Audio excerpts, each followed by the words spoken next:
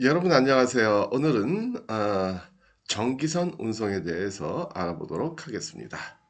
자, 우리가 수출 물품을 운송을 할 때 해상으로 운송할 수도 있고 항공으로 운송할 수도 있고 그 다음에 육로로 운송할 수도 있잖아요. 그 중에 수출 물품을 해상으로 운송을 할 때는요, 크게는 전기선 운송이 있고 부전기선 운송이 있다고 그랬어요. 그쵸? 전기선 운송이다라고 얘기하는 거는 스케줄에 따라 가지고 선박이 시간 맞춰 가지고 출항하는 거. 부전기선이라는 거는 화주와 용선 계약을 체결하고 그때그때 운행을 하는 그러한 것들을 우리는 부전기선이다 그렇게 얘기를 했죠. 그러니까 버스를 얘기하면 전기선은 고속버스고 부전기선은 관광버스다라는 거죠. 그렇죠? 그러니까 놀러 갈 때, 우리 모임에 사람이 많으면 관광버스를 빌려가지고 가는 거고, 개별적으로 뭐 출장을 가거나 뭐 몇 사람 여행 갈 때는 고속버스를 타고 가겠죠. 그렇죠? 예. 그래서 오늘은 전기선 운송에 대해서 알아보도록 할게요.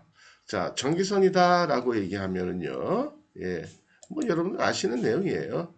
정기적인 항로에 취항하고 있는 선박, 그래서 스케줄에 따라 가지고 운행하는 선박, 이거를 전기선이다라고 얘기하는 거죠.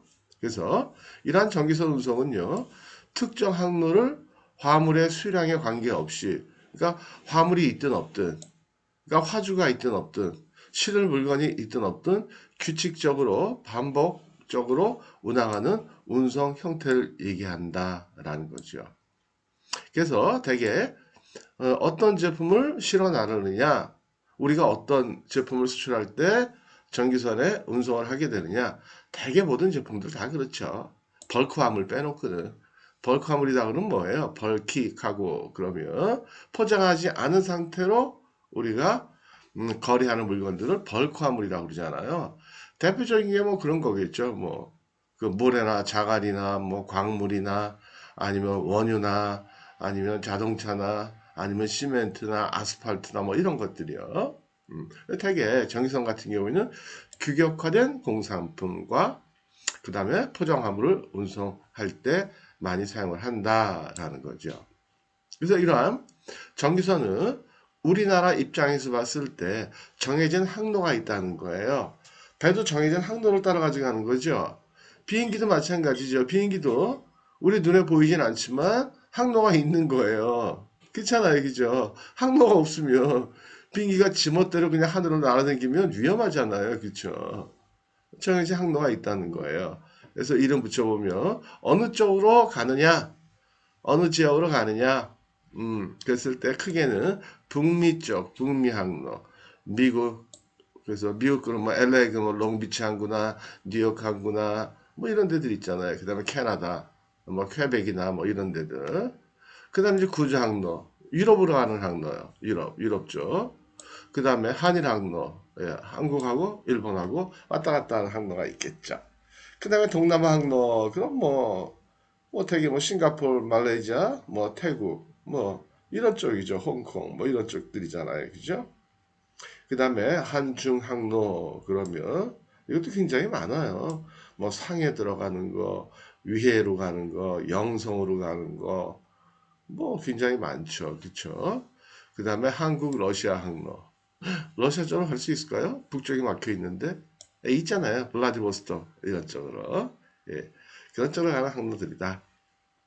자, 그 다음에 이러한 전기선들은요, 보통 해운 동맹이라는 걸 맺어요. 쉬핑 컨퍼런스라고 그래가지고요. 전기 선사들끼리 이렇게 모여가지고 만드는 거예요. 일종의 카르텔이에요. 가장 기본적인 이유는 뭘까요? 기본적인 이유는 운임 경쟁 방지다라는 거죠. 그렇죠? 왜요? 예를 들어가지고 북미 항로다. 그럼 북미 항로에 똑같은 항로를 출항하는 배들이 많잖아요. 선사들이 여러 개일 거 아니겠어요? 예를 들어서 일본의 도쿄로 비행기 타고 여행을 한다. 그랬을 때 도쿄로 가는 비행기가 뭐 대한항공도 있고 아시아나도 있고 뭐 잘도 있고 많을 거 아니겠어요. 그죠? 저가 항공도 있고. 예. 그랬을 때 잘못하면 가격 경쟁이 붙을 수 있다라는 거죠. 그래서 운임이 툭툭 떨어질 수도 있다 그런 얘기죠. 비슷하게 해서 이 해운동맹이라는 걸 맺는 거예요. 쉬핑 컨퍼런스라는 거를. 자, 그래서 해운동맹 보면은요, 이런 거예요.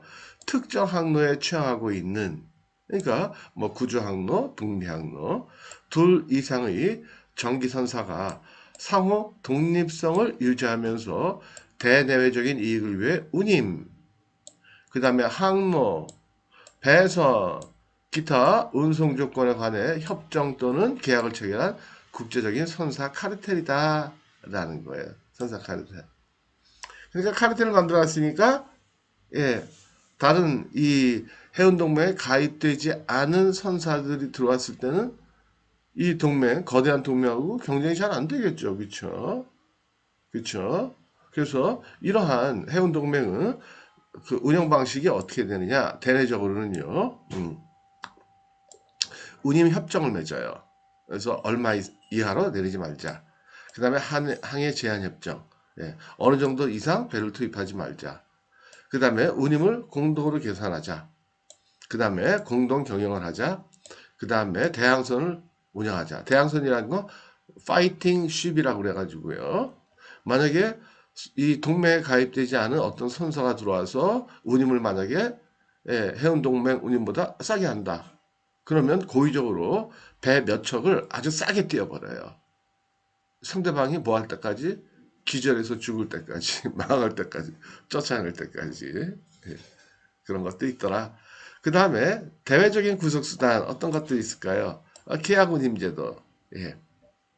운임을 이제 계약제도 운영하는 성실 한려제도, 운임 한려제도. 한려제도란 건 뭐냐면 어떤 그 화주가 똑같은 배 혹은 해운 동맹에 있는 배를 지속적으로 이용할 경우에 거기에 대한 디스카운트, 운임 디스카운트를 해주는 것을 얘기한다라는 거예요. 그렇죠? 자, 오늘은 여기까지만 하도록 할게요. 전기선 운송에 대해서 정리해드리면 우리가 일반적으로 뭐 공산품, 뭐 규격 제품을 수출할 때는 되게 다 이 전기선을 운송을 한다. 근데 운송을 할 때 선박 예약은 포드한테 전화를 하거나 아니면 인터넷 사이트를 찾아가지고요. 어디 항로, 그러니까 예를 들어 뭐 한중 항로 해가지고 뭐 가격 견적, 가격 비교 뭐 이런 식으로 하면 많은 사이트들이 나와요. 근데 중요한 거는 그 사이트들 여러분들이 잘 판단하셔야 돼요. 우리한테 도움이 되는 것들도 있고 아니면 우리를 이용하려는 그런 사이트들도 있어요. 이용하려는 이용해 먹으려는.